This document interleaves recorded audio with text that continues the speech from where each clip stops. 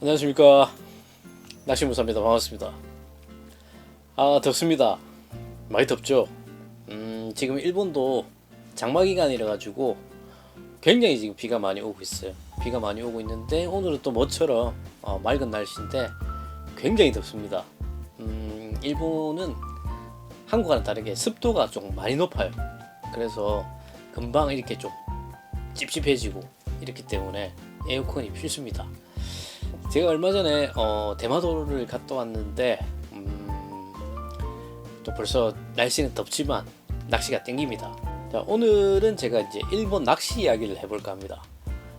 일본 낚시인들은 어떻게 출조를 하고 또 거기에 대한 소요되는 경비, 그리고 어떤 패턴으로 이렇게 낚시를 하는지, 일반적인 사람 관점에서 전반적인 출조가 한국과 어떻게 다른지, 또 어떻게 이루어지는지 한번 이야기해 보도록 하겠습니다. 일본 낚시 여행 낚시무사.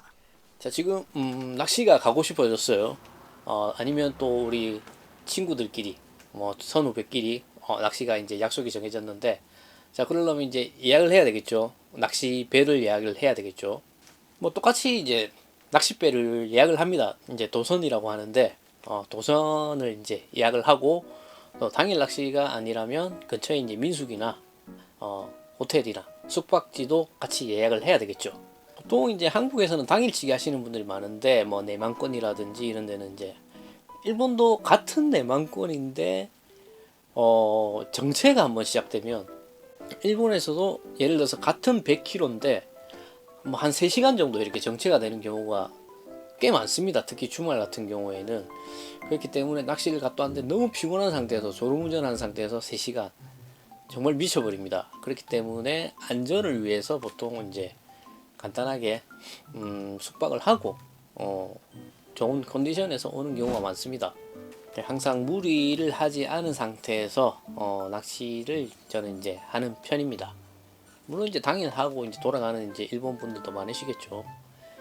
자, 이제 낚싯배를 예약을 했으면 낚시점에 이제 그릴, 밑밥을 이제 해동을 시켜야 됩니다. 다 꽝꽝 얼은 상태로 있기 때문에, 일본 같은 경우에는 한 오후에 이제 전화를 해서 몇 장 이렇게, 보통 이제 그릴이 이제 오키암이라고 하는데 그 하나에 3kg입니다. 한국 같은 경우에는 이 한 블럭에 이제 1.5kg 정도가 되는데, 이게 두 개가 이제 한 봉지에 들어가 있다고 보시면 돼요. 제주도는 조금 더 작죠. 가격은 조금 이제 낚시점마다 틀린데, 보통 이게 또 조금 오른 거예요. 1,100엔에서 조금 비싼 데는 1,800엔까지도 가는 데가 있습니다. 오히려 대형 낚시 체인점이 밑밥이 더 비싼 것 같아요. 현장에서 이제 도선 낚싯배에서도 이제 준비를 해주는 데도 많습니다. 그렇기 때문에 이제 꽁꽁 얼은 걸 쓸 수가 없기 때문에, 낚시점에 이제 연락을 하면 새벽 2시까지 가겠다 이렇게 이야기를 하면, 거기에 이제 봉지에, 비닐봉투에 이제 이름이 적혀져 있어요. 예약한 사람의. 그거를 이제 계산을 하고, 파우더 같이 계산을 하고, 그 낚시점에서 이제 밑밥을 만드셔도 되고, 현장에 가셔서 이렇게 밑밥을 만드셔도 됩니다.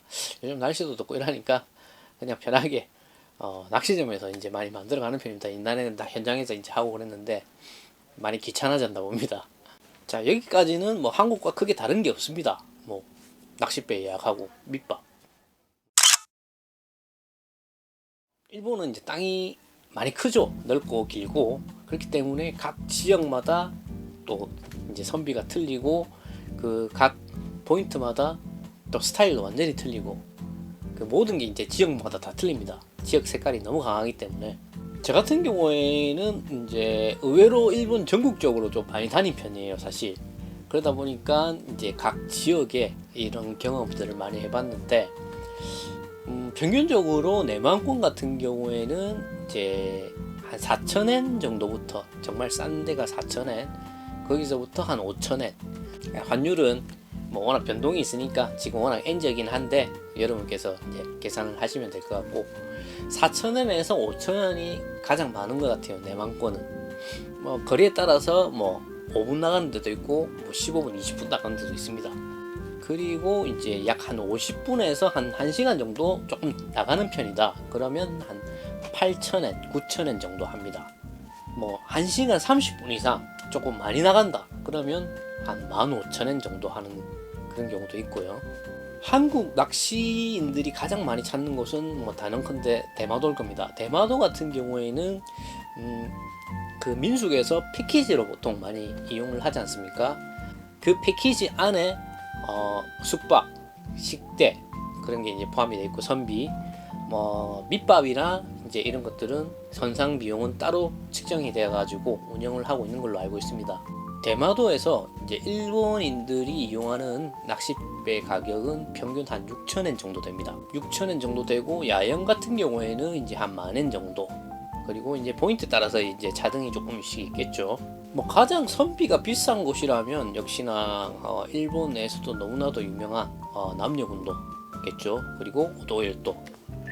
남녀군도 같은 경우에는 이제 뭐 나가사키 쪽에서 이렇게 배 타고 한 3시간 평균 나가는데 한 10몇 년 전에는 한 34,000엔 정도 했던 것 같은데 그때가 엔화가 1,500원대였어요. 계산해보니까 한 50만원 정도 되네요. 50만원 원화로 계산하니까. 지금은 이제 가격이 좀 올라가지고 한 37,000엔 뭐 이렇게 하는데 뭐 엔화가 워낙 싸니까 37,000엔이고 1박 정도 하면 이제 뭐 42,000엔 뭐 이런 식으로 탁탁탁 올라갑니다. 가격이. 보통 당일 하러 가는 경우는 거의 없죠. 남녀분도 같은 경우에는 이렇게 이제 저는 개인적으로 남녀를 이제 가려고 했지만 가본 적은 없어요. 왜냐면 제가 좋아하는 스타일이 아니기 때문에 갔다 오면 사람 완전히 좀 거지처럼 돼가지고 나오는 경우를 봤기 때문에 제가 야영 낚시를 그렇게 좋아하는 편은 아닙니다.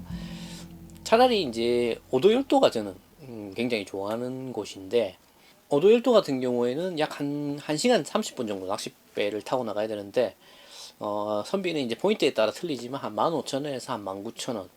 그 유명한 아지카에서는 배를 좀 더 타고 나가고 약간 조금 남쪽에 있는 마루긴 같은 경우에는 배를 좀 덜 타고 나갑니다. 그래도 평균 한 15,000엔에서 19,000엔 정도 포인트에 따라 틀리지만 그 정도 금액으로 이제 측정이 됩니다.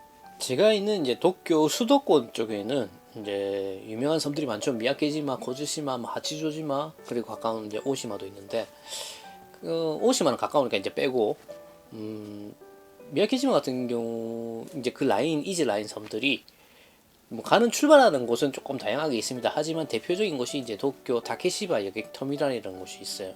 거기서 이제 밤 10시 반에 큰 회리가 이제 출발을 해서 새벽에 이제 한 5시 정도에 도착을 해서 도착을 하면 이제 민속에 있는 이제 사장님들이 나와가지고 이제 픽업을 해가 자기 손님들 민속으로 가서 이렇게 이제 스케줄이 시작합니다.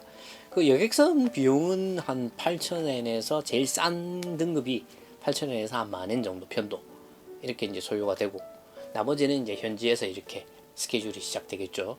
그리고 이제 제가 또 좋아하는 저기 시코쿠에 있는 서남단에 있는 우르지마 오키노시마 같은 경우에도 약 한 50분에서 1시간 정도 나갑니다.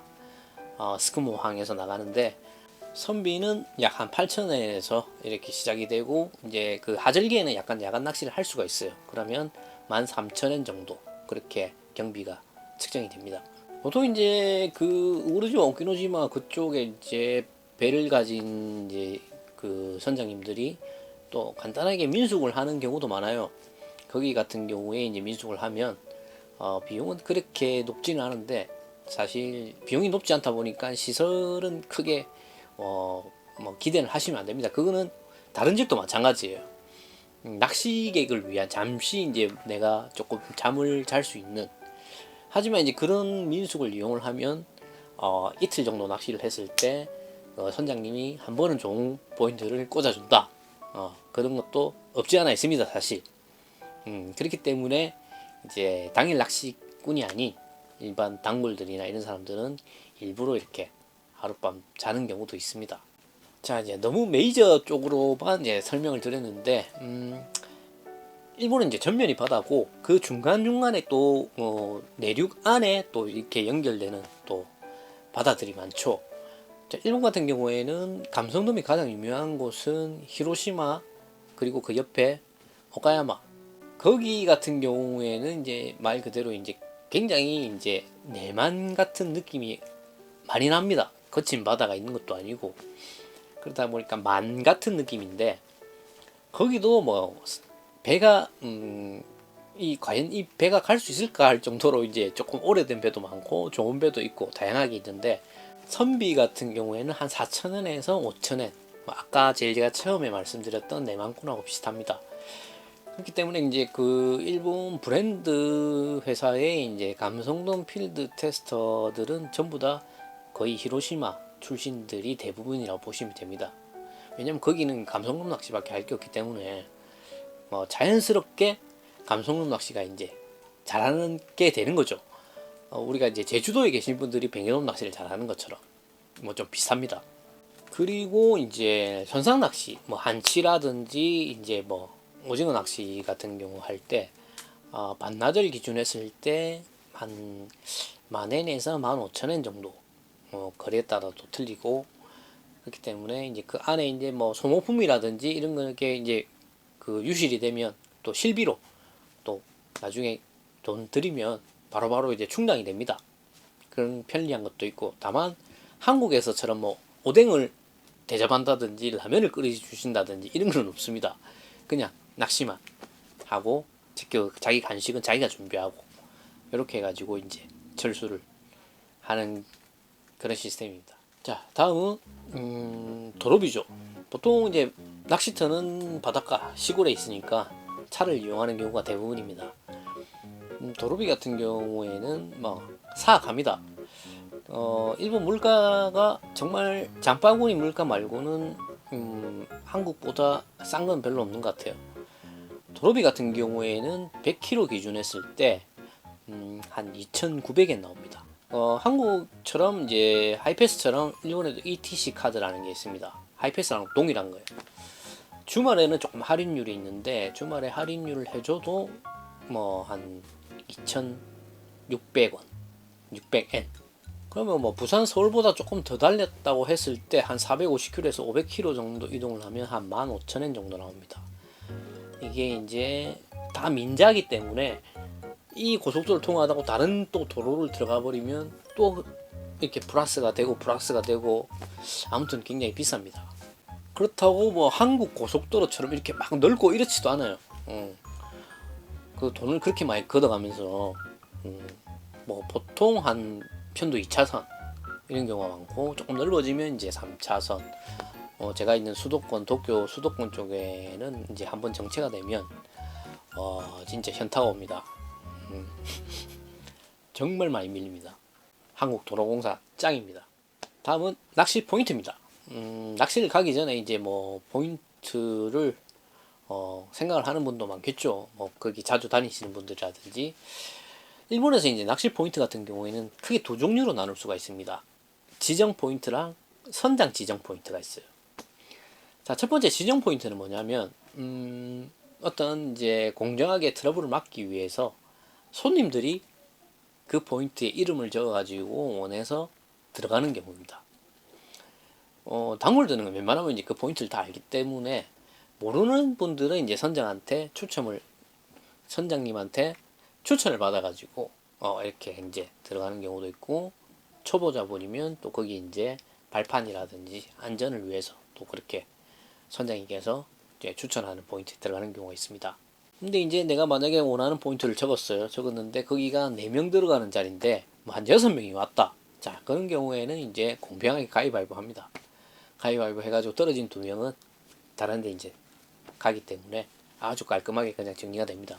그래서 이제 가위바위보 해가 떨어지고 이래가지고 불평불만하고 내가 원하는 포인트 못 간다 해가지고 이렇게 짜증내는 분은 제가 이때까지 낚시하면서 단 한 번도 본 적은 없습니다. 예전에 제가 이제 유리코한테 가위바위보 많이 시켰거든요. 그냥 이기고 그랬습니다. 두 번째는 이제 선장 지정 포인트입니다. 예를 들어서 선장 지정 포인트 같은 경우에는 돌돔을 잡으시는 분이 있을 거고 뭐 뱅에돔을 잡으시는 분이 있을 거고 뭐 다양하게 이제 어종을 잡는 경우를 체크를 하고 먼저 그리고 거기에 맞는 포인트를 이제 하선을 시키는데 그게 이제 이름을 보시고 누구누구시 나오세요. 그러면 이제 그 포인트 내리고 누구누구시 나오세요. 그럼 일행들하고 같이 내리고 그걸 선장이 다 계산을 해서 내립니다. 자, 낚시를 하고 이제 숙박을 해야 되는데 아까 말씀드린 대로 이제 낚싯배를 운영하는 도선에서 하는 민숙 같은 경우는 이제 거의 잠만 자는 거죠. 물론 이제 밥도 주는 데도 있습니다. 옵션을 추가를 하면. 자, 그런 데는 한 5,000원 정도면 잘 수가 있어요. 시설은 크게 이제 기대를 하면 안 되고. 그리고 이제 그게 아닌 옆에 이제 일본 호텔이 많거든요. 이제 막 오래된 호텔도 있고 관광 호텔도 있고 좀 잘 찾아보면 뭐 한 아침 저녁 밥 주고 온천도 있고 대욕장에 있는 그런 데는 1박에 한 1인당 한 8,000원 정도에서 이제 찾을 수가 있습니다. 보통 이제 비수기 기준했을 때 한 8,000원 정도면 편안한 잠자리에 온천도 하고 뷔페도 먹고 저녁은 거의 다 이제 뷔페로 이제 이루어지니까 그런 좋은 가격에 쉴 수가 있습니다.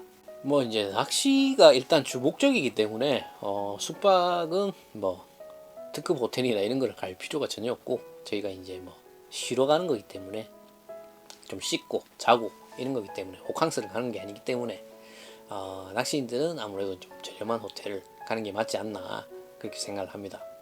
낚시 경비를 한번 정리를 해가지고 한번 보도록 하겠습니다.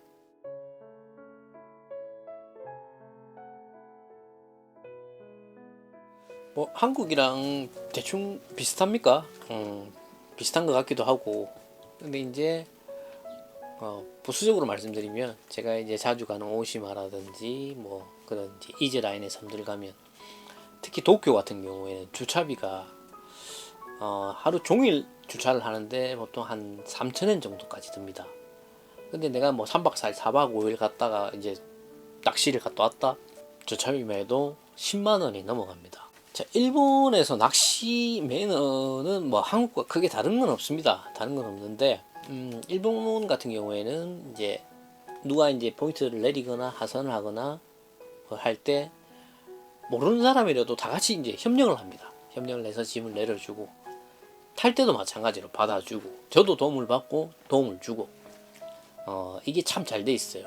쓰레기는 정말 철저하게 가져갑니다.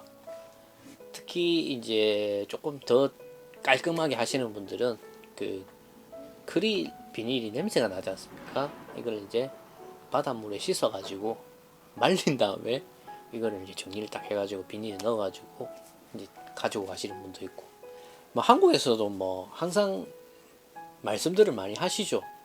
쓰레기 예전보다는 정말 많이 좋아진 걸로 알고 있는데 제가 이번에 대마도 갔을 때도 조금 안타까운 장면들을 많이 봤어요. 낚시를 가는 곳마다 아니면 이동할 때마다 한국 쓰레기가 사실 좀 많았습니다. 그거는 제가 한 십수년 전에 대마도 다닐 때도 이제 뭐 한국 쓰레기가 많았는데 뭐 좀 크게 달라진 건 없는 것 같아요. 부디 국내건 해외건 우리 낚시 하시는 분들이라면 쓰레기만큼은 조금 잘 처리하시는 게 내 기분도 좋고 남들에게도 피해를 안 주고 이런 마음가짐이 있어야 되지 않나 그렇게 생각을 합니다.